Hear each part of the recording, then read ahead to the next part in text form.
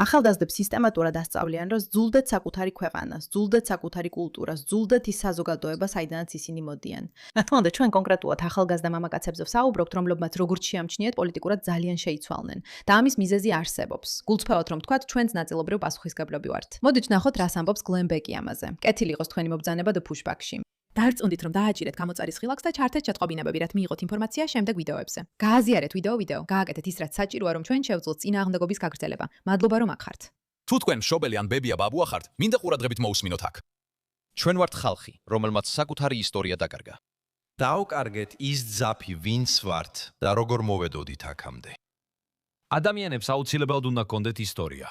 კარგი? და ის ისტორია, რომელსაც მათ არ ცუდიან ამის სანაცვლოდ, მხოლოდ ცხენის, ბრაზისა და შურის ძიების შესახებაა. ეს ჯანსაღი არ არის. გააკეთე სიკეთე საკუთარი თავისთვის. კითხე ვინმეს, ვინც 25 წლამდეა. ხო, კითხე მათ, ვინც 30-ზე, ან სულაც 35-ზე ნაკლებისაა. მითხარე ამერიკის ამბავი. უმეტესობას ეს არ შეუძლია. ბოლო ეროვნული ისტორიის გამოცდაზე მერვე კლასელების მხოლოდ 13%-მა აჩვენა ცოდნის სათანადო დონე. 13%. ისინი ამჟამად სკოლაში არიან. 13%. 10-დან 4-მა ვერ გადალახა. ყველაზე დაბალი ზღვარი, რაც იმას ნიშნავდა, რომ მათ წინ დოკუმენტს დაუდებთ. გითხარით რამე ამ დოკუმენტზე, მათ ეს ვერ შეძლეს. და შეგიძლიათ გამოიცნოთ, რა დოკუმენტები იყო ეს, ხომ ასეა? სამოქალაქო ქულები პირველად დაეცა მას შემდეგ, რაც 1988 წელს დაიცვეს ჩანაწერების წარმოება. შეიძლება საკუთარ თავს ეკითხებოდეთ, რა კავშირი აქვს ამას ყველაფერთან, რასაც ამჟამად ხედავთ. ეს პირდაპირ კავშირშია. და გეტყვით რატომ. რადგან თითოეულ ადამიანს სჭირდება რაღაც, რისთვისაც იბრძოლებს. თითოეულ ადამიანს სჭირდება მისია და თითოეულ ადამიანს სჭირდება რაღაც, რასთანაც იქნება დაკავშირებული. და თუ არ ხარ დაკავშირებული შენს მემკვიდრეობასთან, იმ რაღაცებთან, რაც უნდა გიყვარდეს, თუ არ გეუბნებიან იმ საოცრებებს, საიდანაც მოდიხარ და მხოლოდ ცევდიან ისტორიას გიყვაბიან, პრობლემას შექმნი. ჩვენ ვზრდით თაობას, რომელსაც არ შეუძლია ახსნას ქვეყანა, რომელშიც დგას. და ეს მხოლოდ ისტორია არ არის, რაც იკლებს. რადგან თუ მათ არ შეუძლიათ ახსნან ისტორია, მაშინ რატომ დაიცავენ მას, თუ არც კი იციან, რას იცავენ. ესია. და მათ ეუბნებიან, რომ ის, რასაც იცავენ, სიმართლის საპირისპიროა. ყველაზე საშინელი რამ ამ მთელ მსოფლიოში. ყველაფერი არც ადამიანს ადგილზე აკავებდა. ამბები, შენი ოჯახი ადგილზე გაკავებს. ეკლესია ადგილზე გაკავებს. ეკლესიები ადრე ქალაქს ამყარებდნენ.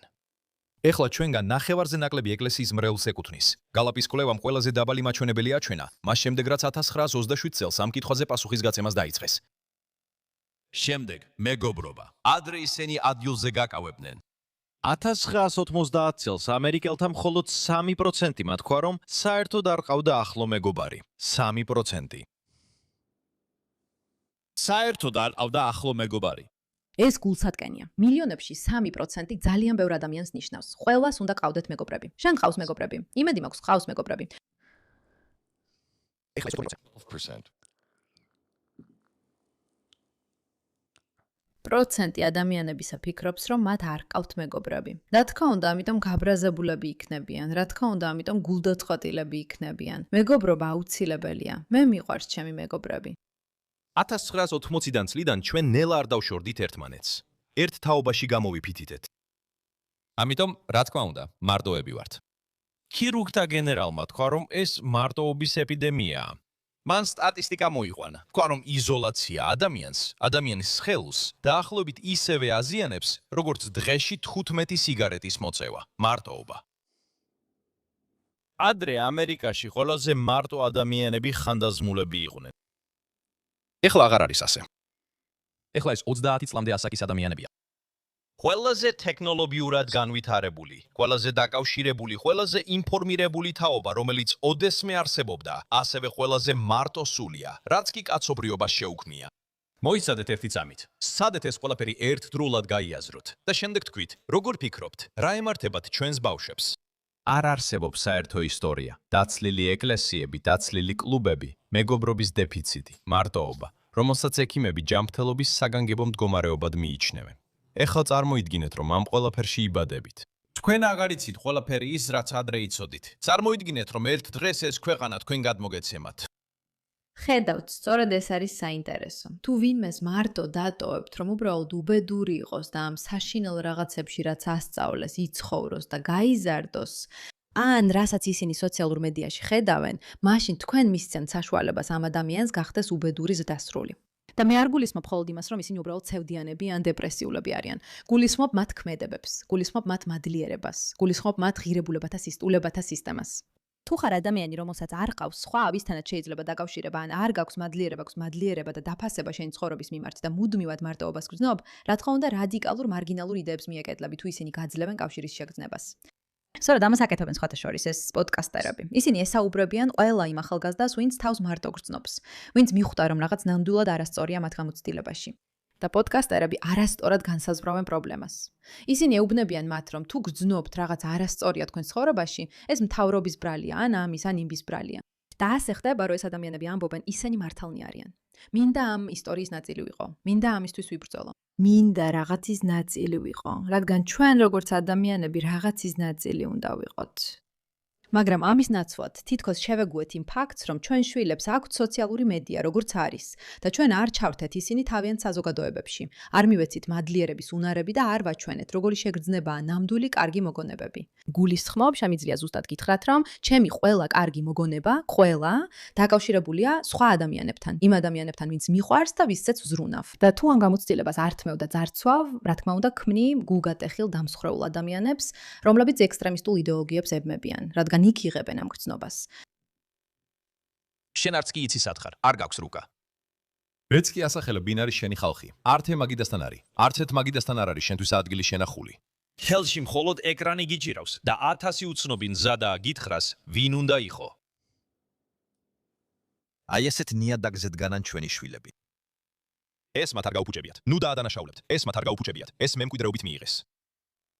და სწორედ ამიტომ ყველაფერს შორის, რაზეც შემეძლო მესაუბრა, მინდა მათზე ვილაპარაკო.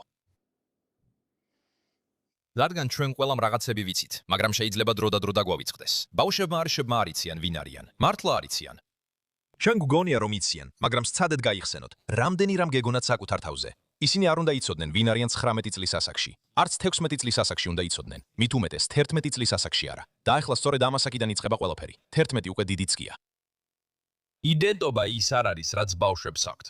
ეს არის რაღაცა, რასაც ბავშვები ნელ-ნელა აწყობენ. და ისინი ამას აწყობენ იმაზე დაყრდნობით, რაც მათ უკან უბრუნდებათ. აი, რა შეიცვალა მას შემდეგ, რაც ჩვენ ვიზრდებოდით?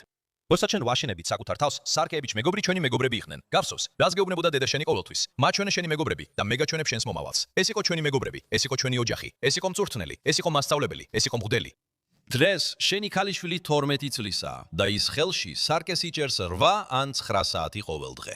უფრო მეტ ფხიზელ საათს ატარებს ასე, ვიდრე ნებისმიერ საკლასო ოთახში, ან სხვა რამით დაკავებული. ის უყურებს იმ სარკეს. სინამდვილეში ეს სარკეზე უარესია. ტელეფონი, ფიდი, ალგორითმი, გადაცემები, რომლებსაც უყურებს, ინფლუენსერები, რომლებსაც მისდევს, რასაც სკოლაში ისმეს. ეს სარკე სინამდვილეში ელაპარაკება მას. ჩულჩულით უსვამს ერთსა და იმავე კითხვას.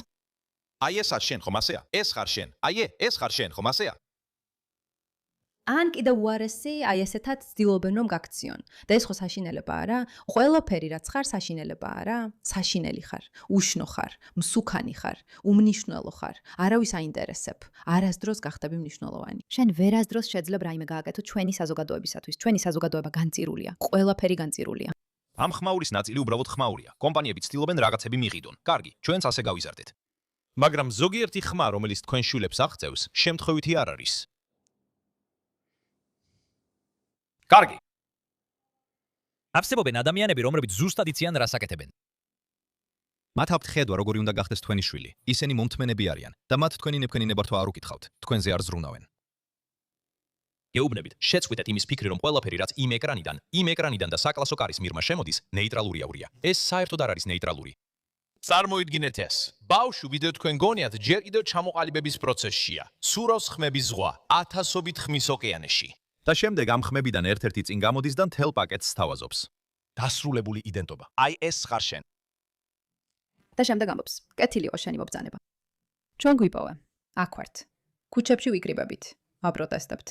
გვაქვს მისია, გვაქვს რაღაც რისთვისაც ვიბრძვით. მოდი იბრძოლე ჩვენთან ერთად. და ყველაზე მეტად ისინი ამ ბავშვს თავაზობენ მნიშვნელობას, მიზანს და საქმეს. და რა გონია, ბავშვი ამას იღებს. და ეს არის მთელი ჯგუფური მოძრაობა, ეს ახალგაზრდა და უბედური ბიჭები, რომლებიც ძირითადად მშობლების სარდაფში სხედან, კონტენტს უყურებენ და თავს ძალიან მარტო გრძნობენ. და უცებ ისინი პაულობენ ადამიანების ჯგუფს, რომელიც იმის ნაცვლად რომ გააცნობიერონ, იქნებ გარეთ გავიდე და ქალებს ვესაუბრო. ამბობს, არა, მოდი ქალები შევიძულოთ. მოდი ექსტრემისტები გავხდეთ, მოდი ვიბუწოლოთ, მოდი ტერორისტული თავდასხმები მოვაწყოთ, მოდი რაღაც გავაკეთოთ, მოდი რაღაც გავაკეთოთ. და ეს ბავშვები თავს დაკავშირებულად გრძნობენ. და ეს აპოკალიფსური ვიდეოა, მაგრამ ასევე მნიშვნელოვანია, რადგან როცა პრობლემას იცნობ, შეგიძლია გამოსავალი მოძებნო. როცა მიხვდები, როგორ გრძნობს თავს შენი შვილი, შეძლებ გააცნობია, რომ რამდენად მნიშვნელოვანია რაღაცის შექმნა, რომ დაეხმარო მას ამ მდგომარეობიდან გამოსვლაში. რო ეს არ იყოს ვიღაცა სხვა, ვიღაცა ვისაც ძულხარ და ძულს ყველაფერი ასაც წარმოადგენ, სთავაზობს მათ ამ გამოსავალს. თუ შენ არ იქნები ის, ვინც შესთავაზებს, ამას ვიღაცა სხვა გააკეთებს. და ეს ვიღაცა შეიძლება იყოს ისეთი ადამიანი, რომელიც ნამდვილად ადარგინდა, რომ შენ შვილთან ახლოს იყოს. ამ საკითხზე ყურადღების გამახვილებისთვის გმადლობთ.